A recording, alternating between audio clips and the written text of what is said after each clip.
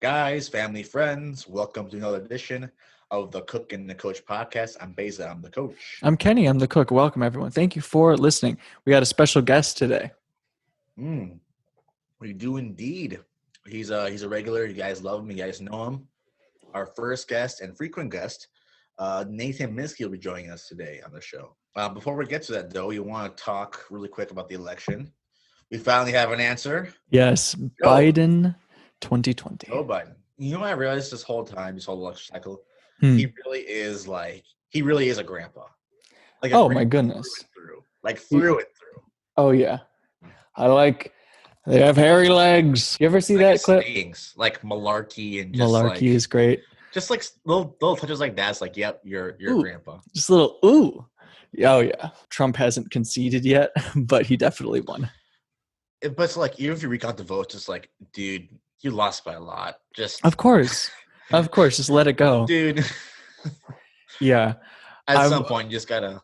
I've been wondering because he's all ego. So I'm wondering if Trump is going to try to, work his butt off the last month or whatever he's in there, or if he's going to try to not burn it down, but just make a big stink of everything and not actually help anything. I'm thinking like COVID relief bills. Like if there's another shutdown, like, is he going to try to be like, you'll miss me when I'm gone, and like do something really nice and then be out? No. Or is he going to be? What is it? He's not signing anything. That's great. He's a good guy. No, I have a thing I listen to every day, and they're like, yeah, Trump's not signing any stimulus package. Probably not. Well, yeah, we'll see. Because like I said, he's all ego, so I could see him like wanting to leave on a high note and be like, no one listened to me. Just remember what I did for everyone right before I left. And the other thing is, like, if he ever wants to run for president again, like, he would want to leave on a good note. And he still could at some point. Do you think he cares about leaving on a good note? If he wants to run again, I think he does. Interesting. Okay. Or if he wants to even just be, because he's all about people liking him and stuff. So if he at least acts like he tried to get something done at the very end, even when the evil Democrats pushed him out, it would make him feel like he was looking better. I don't know. I'm just trying to play his ego so I get another stimulus check. Because he's listening to this. I feel that. I hear that. I think already told us the virus he's going to run in 2024. Yeah, we shall see. Man. Indeed. Grandpa Joe, though. Grandpa Joe. His speeches and talking about all this malarkey going on in the world. All the malarkey. Well, let's get in this guest. The guest we've had the most number of times on this show at this point with this appearance. Yes. Has he actually been? No, he's for sure been the most frequent. I guess maybe Jess would be the other one. But yeah, Jesse Lindahl would be, I think, runner-up after that. Guys, without further ado, our dear friend of the show, basically our third co-host, Nathan Miske. Y'all have done 40 of these? Goodness. Oh, yeah. Oh, shit. Oh, shit. There he is. How are you doing? Good. How are you guys doing? I'm feeling pretty good. Fantastic. I was just lamenting to Baze. I bought all-season tires for my car today, and I'm always shocked by how much tires cost. Oh, it's disgusting, isn't it? It's awful. Like it's just some rubber. What's the big deal? That's how I feel, honestly. But I woke up and I looked at my phone. And it was like winter storm warning coming, and then I looked at my tires and they're completely bald. I was like, I really got to do something about this. That's another. Yeah, don't want to end up in a ditch regretting it. No, I can't. Oh man, thanks for coming back on again. You've been on the show more than anybody. Let's go. Take that, Jesse. Yeah. I mean, I said I would only do it with Jesse, but here I am. Y'all have been like vying though. You've been wanting to be like the number one guest on the show. Like, I'm just waiting for Jess to get the notification that this episode is up and just I would love to see his expression. You just immediately get a phone call. Yeah, what the hell? Oh, for sure. Like the moment it uploads. Right. He's always the first person to like our stuff on Instagram. Always a very first person. That's true. I didn't have any idea that you were such a big Alex Trebek fan, Miske. And then I saw the news, and then I saw your post shortly after, and I was like, oh my God, this really hit home for him. And I don't know. I was just kind of numb to everything last week, so it didn't even really sink in for me. Yeah, I mean, I'm fine. It's not like this was shocking news. It's Yeah. I don't even know how long, over a year, I think, since the diagnosis, which was a terminal one. Like, people don't come back from stage 4 pancreatic cancer. It just doesn't happen. Right. So he did better than most do with that diagnosis in terms of how long he lasted. But it certainly was one that hit home, in that it's someone that was on my TV every day for months on end and years on end, and so it was certainly a celebrity death that hit home for me. How many episodes of Jeopardy do you think you've watched? All in all, like every one?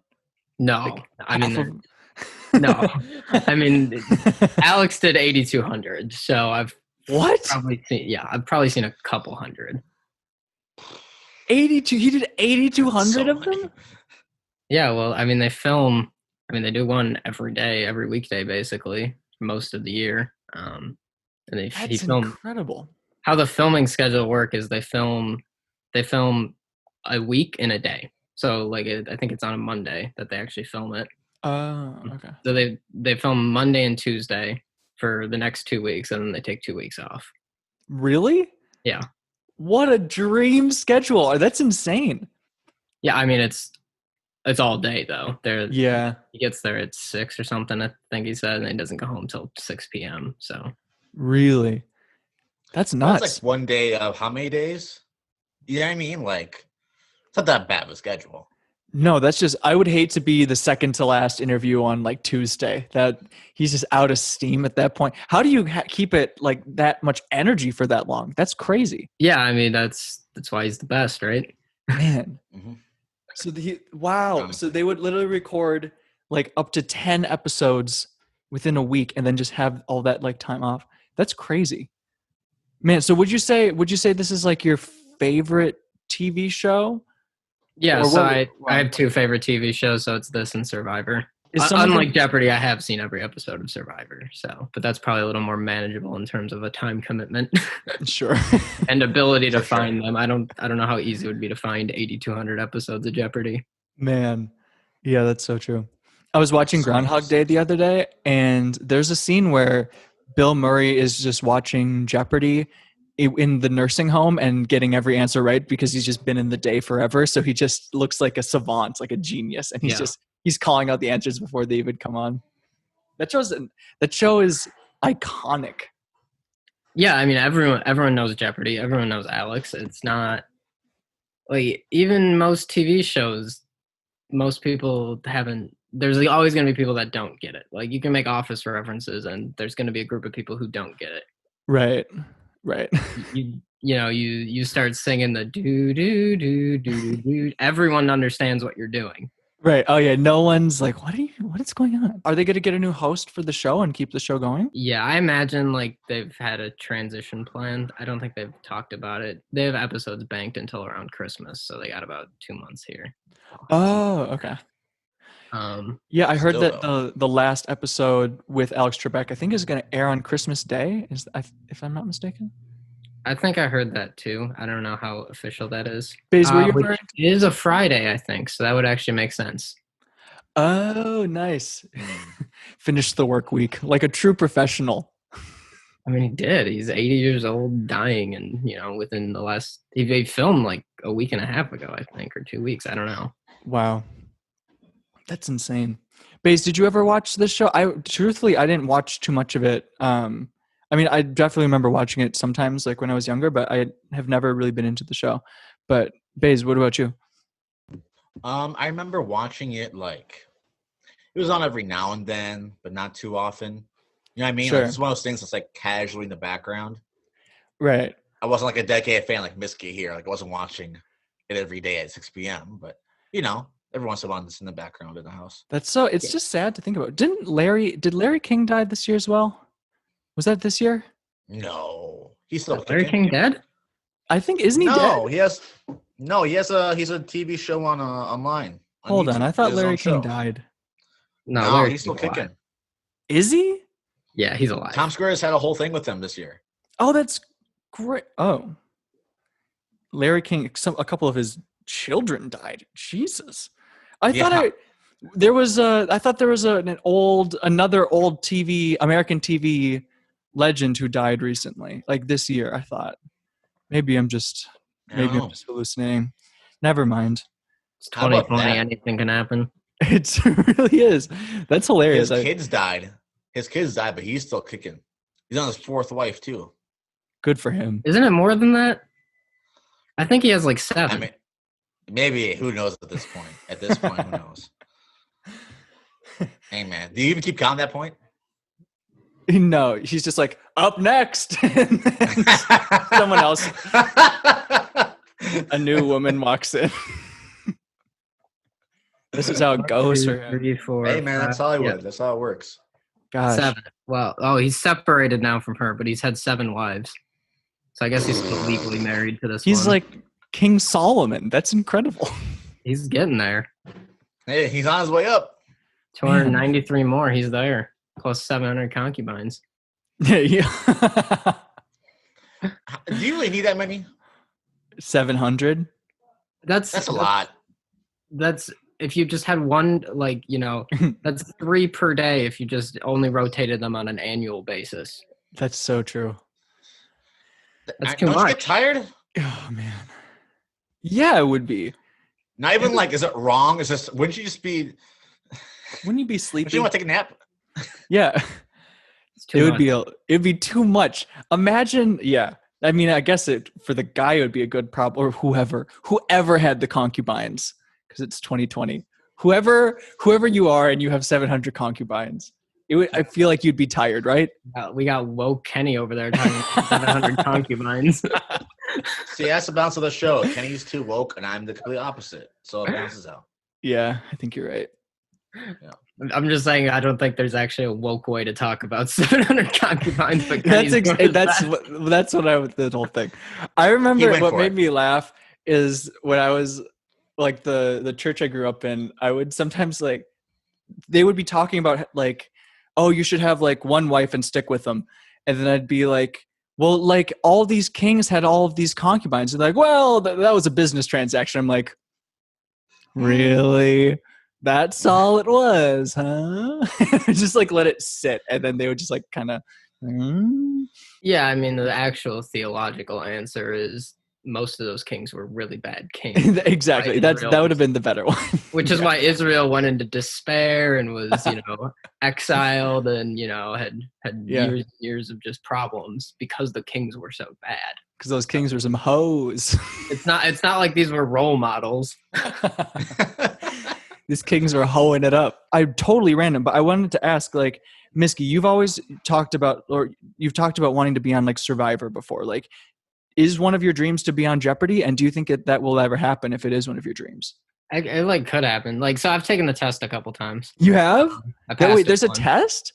What kind of test is it?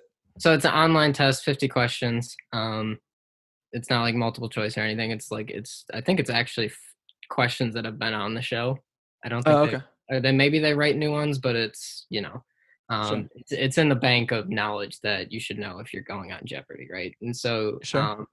none of this is official, but this is what everyone says. You have to get 35 of them to pass the test. So I did that once, got 35 right. I took it another time and didn't, got like 33 or something. So if you pass the test, then no matter how you did, you're put in like a lottery to then get an audition, and then from the audition they'd select people. So I've passed the test once, which puts you in a lottery. Didn't go through that lottery, but yeah. So I'll keep taking it. Interesting. Even like James Holzhauer, Holzhauer, right? If you paid any attention to the Jeopardy world, he was like the phenom that was winning like $100,000 a day like a year or two ago. Oh, really? That's amazing. He didn't get on for 10 years. Like, he kept taking the test for 10 years. So it is luck of the draw at a certain point. Really? Wow. That's crazy. So then you find out like, oh my gosh, I won the Jeopardy lottery. Then I guess you just have to fly to the studio Sunday night or something, be there just Monday morning for just the time of your life, the time of your quiz dreams. Not quite. So you win the lottery, then you go to the audition, which they have auditions. Well, I don't know how they're doing it in COVID times, But they have auditions like at like hotels or something. So they'll have one in like Chicago, one in New York. So like in different parts of the country. Sure. And I think they mix up where those places are. And then yeah, it's you're given another test, so you have to pass the test again to make sure you didn't cheat the first time. It'd be hard to cheat because you get like 15 seconds to type in an answer. So even if you're like Googling on the side, it'd be really difficult to be successful at that. Sure. But just to do it again to make sure you didn't cheat, have some like over your shoulder, Ken Jennings whispering in your ear. Yeah. So you got to do that, and then I think they put you in mock games, I think is what I've heard. So like you're just, you get a pen as your buzzer, and they're going through a game basically, and they want to see if you'd be good on TV. Sure. That's cool, man. Oh, I would love to see you on that show. I feel like you would be great on that show. Yeah, it's just, do you know the stuff or not? Mostly there's a little bit of game to it. Sure. I mean, there's buzzer strategy, and there's like whole books written on how to win the Jeopardy buzzer. What? Yeah. What is buzzer strategy? I don't understand. What do you mean? So it's locked until Alex is done reading the question or done the clue, and then so it's like how to be as precise as possible. So like there's lights that come on your podium when the buzzer is open, but if you wait to see those lights, you have no chance. Okay. So a lot of the times in the like lower money questions, so like if it's like a $2,000 clue, people aren't doing this, but if it's like a $400 clue, they're pressing that buzzer whether or not they've figured out the answer yet, and just assuming they will by the time it's done, because everyone who gets on Jeopardy knows 90% of the stuff. So people like study how Alex Trebek would talk, I'm guessing, just to figure out his speech patterns and figure out when the sentence would exactly be done. Yeah, I mean, and there's different ways people hold the buzzer. Some holding a pen, but it's basically the same thing. So some people like, you'll see them all like hit it 97 times. Like some people hold it against like their groin, basically. Some people rest it on the podium. Like there's different ways people do it. Sure. There's some people that go with the pointer finger. Is there any consensus on the most effective buzzer form? Just you want it stable, right? So you don't want to just be like holding your arm out. Sure. You want it like stable against something, and then so it's just that reaction with your thumb. Sure. Out here's too wobbly. This is precarious. Yeah. You can't have $400 a pop riding on out here. That's preposterous. You got to bring it in here, close to the heart, where the answers are. Right, the answers are in the heart. Your heart will guide you. Trust your gut, right? Hold it against the gut. Right. Yes, indeed. Really speaks to the people holding it down by their groin, what they're going through. Hey, the winningest Jeopardy contestant ever, Brad Rutter. That's his move. He holds it against the groin. So really? Yeah. No, he doesn't. He totally does. He's talked about it. What? How? Good for him. I mean, it's like, it's not, but it's like here, like, so he's just, I mean, it's not actually against, his genitals, but. Yeah, dude, get your head out of the gutter. It's so weird though. What? I think you hold it like right here. Hey, we're sexual beings, like Baze. It's not weird to hold a buzzer near your groin to win money. Times are tough. It's COVID. You got to do what you got to do. If you got to hold a buzzer near your under regions, your nether regions, that's fine. The other thing about Jeopardy that most people don't realize is that it's a lot easier than people think it is. Really? Because the question it's suggesting it's asking, the contestants don't know the answer to. Because it'll be like, this Finnish composer went around the world in 400 something days or something. I'm making up the second half of this, but it makes you think they're asking the question, oh, who did the world thing over 400 days and blah, blah, blah, blah, blah. But really all you need to hear as a Jeopardy contestant is Finnish composer. It's Sibelius. You're good to go. Wow. Interesting. So it's like informing the crowd, but also ask the contestants a question at the same time. Yeah. So it's meant to be educational. It's meant to be educational. So there's little clues that give the contestants hints, but it's meant to be teaching the crowd something, and even the contestants. Interesting. They're probably gonna know that. That's fascinating. So the way they compose the question so that like just enough information is there for the contestant, and then the rest of the information would throw off like a lesser contestant because that would just be a distraction. All you really need to hear is that essential little buzzword. And then you're good to Yeah, go. so I don't want to call it red herrings, but like there's a lot of nonsense in the clues basically, where you're just looking for that piece you need to know. I would love to see you on that show. That would be so fun. I'm really curious to day. see if they ever like if they decide who and like how they would do a transition, because that's some big shoes to fill. Like that's like a pope position, or like a position where you just are kind of in that position till you They'll have the white smoke. yeah. No, I mean the person who'd be best at it is Ken Jennings, who's the most famous Jeopardy contestant, and he's like written trivia books, and he's good at Really? it. Like he'd be good at it. I don't know if he'd want to do it because he'd have to move to LA, and that means he can't compete on the show anymore in those like best of tournaments. Sure. I'm gonna look up Ken Jennings. There he is. Yeah, so he won, I crazy. think, either 74 or 84 games in a row in like 2003-ish. So that made him super famous. He also Okay. just won the GOAT tournament, the greatest of all time tournament last Really? year. Yeah. Oh, dude. Well, he's got to be in the running then. Kenneth Wayne sure. Jennings III. It's a great. That rivals your name, Ken. I was gonna say, it's pretty close. And he has kind of blonde hair, a little bit, and he's very pasty, just like me. You're gonna play him in a movie one day. That would be so strange. I'm just saying. I feel like we look close enough where I think we could pull it off. You could pull it off. Yeah, I think you're right. You'd have to nerd up a little bit, but Oh, I think you're right. I would really have to. I don't think Kenny's a problem with that. I think that'll be the easiest part of his acting gig.